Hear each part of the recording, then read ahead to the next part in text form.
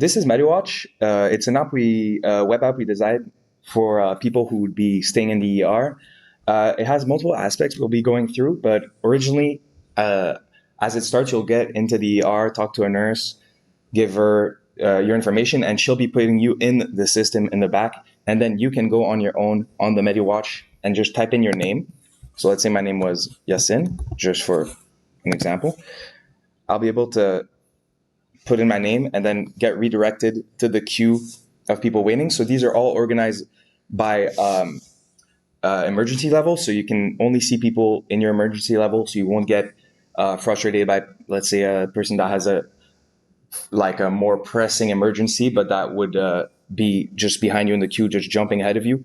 It just shows people in your queue. So it's a lot more considerate in that way. It gives your estimated time of treatment, the time elapsed ever since you arrived, and the total amount of people waiting in front of you. Obviously, the time has been accelerated for the sake of the demo, and we also took the API to get the timings off of the people. The list has every other patient as anonymous, but let's say I was to log in and take someone named Liam and find myself in the database. I could be, for example, patient anonymous 9645, and this would be called instead another anonymous name. So it's really prioritizing privacy, and we decided to put no information of the patients on the app because people already know what they're there for. It's mostly just about getting the information that you wouldn't have necessarily at the ER, such as an estimated time, how many people are ahead of you in the queue, really stuff like that that might be bothering you when you're there, and you just really like to know if when you're coming, if you're coming soon. Maybe you can leave the hospital with an estimated wait time, and you'll come back just, let's say, an hour before your schedule. We made the app pretty responsive because we thought most people would use mobile, so obviously it adjusts.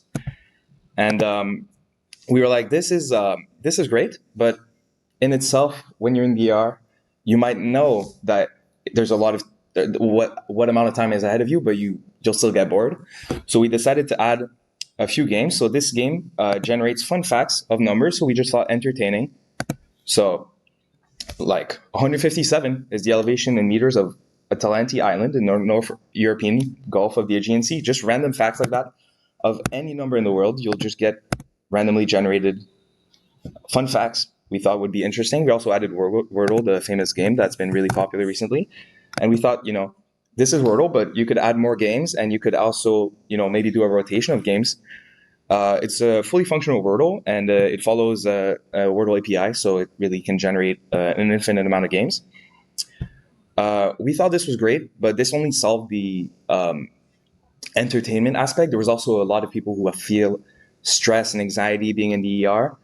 So we figured, what better than mental health comfort bot?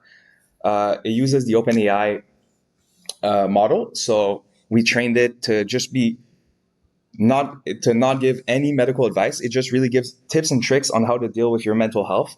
So let's say if we go in here and say, "Oh, I'm feeling anxious about being in the emergency room," it'll come in and give you just sound advice of what to do, maybe tips and tricks, just that really are just to manage your own emotions.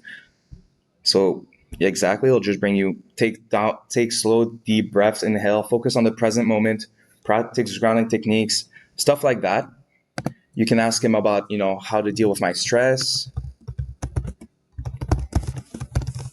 stuff like that. It's really geared towards mental health and just casual tips and tricks, not medical diagnosis. It won't be able to give you any type of medical diagnosis. So if you ask him, I have a sharp pain in my eye, what is my diagnosis? For example, he'll be kind, obviously, still, but he'll be there just to say that he's not here to provide medical advice. He's here to support and provide tips for managing stress and anxiety. So we thought overall this was a pretty good app. Sorry for cutting the recording. I forgot to show that obviously the queue keeps growing smaller and smaller by the second. So when someone disappears, it'll just pop you right down for total waiting, show you estimated time, and that's just exactly how it works. It's an overall just there to help you out while you're in the ER in many different ways, and I think it's pretty good for that. Thank you. Also, again, forgot a feature. We added just light mode, dark mode for the entire app because we thought, why not? Everyone loves to be able to switch between those features.